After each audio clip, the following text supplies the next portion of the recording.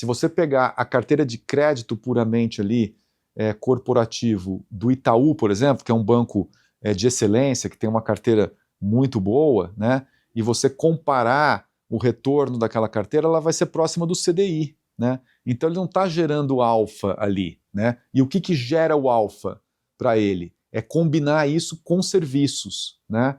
Combinar isso com serviços, porque as empresas que fazem isso tradam a um múltiplo de book muito mais alto, né? Enquanto que você tem bancos que são puramente de crédito e que são bons também, né? Uhum. Você tem no Brasil, você tem bancos de qualidade, que são bancos exclusivamente de crédito, mas que consistentemente têm negociado na bolsa abaixo de book value, né? E por que isso?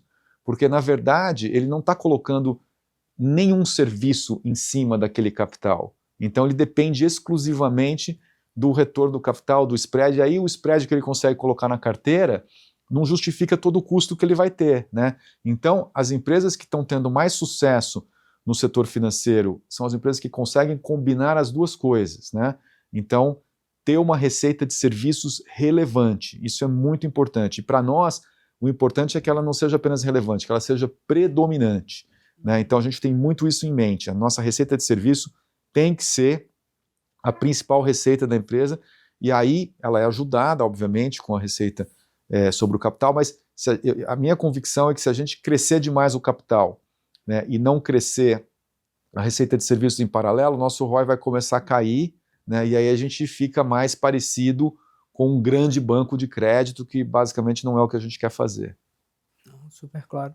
E aí acho que falando um pouco, né, do que a gente já está vendo para frente, né, no quarto trimestre vocês salientaram no call de resultados que a atividade, vocês já viram uma retomada da atividade, apesar da Selic ainda alta, né? Então a gente está gravando em semana que vai ter Copom, já com algumas discussões de um eventual adiamento aí do início do corte de juros, né?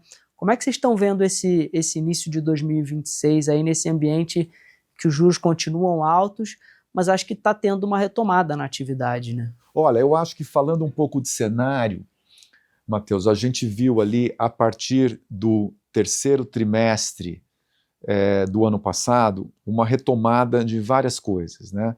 Eu acho que você trouxe bem a questão do fluxo de capital, né, que voltou para o Brasil realmente, principalmente a partir ali do terceiro tri, a gente viu uma entrada mais forte de recursos. Aí o pessoal fala, pô, mas nada mudou, por que começou a voltar dinheiro e tal, né? Então, talvez a gente tenha ficado menos feio do que a concorrência, né? Não é que a gente ficou mais bonito, mas a gente ficou menos feio. Então, você tem uma Europa que está um pouco estagnada, as coisas acontecem de maneira muito lenta e pouca coisa acontece. Você tem uma China onde ninguém quer muito entrar por questões geopolíticas, também por questões da economia ser mais fechada. Você tem uma Índia que está longe, e que também está cara, né? Então os múltiplos na Índia são muito altos. Aí muitos outros mercados emergentes acabaram sumindo, né? O México não tem uma quantidade de empresas que seja relevante para investir. Então, no relativo, o Brasil ficou mais bonito, né?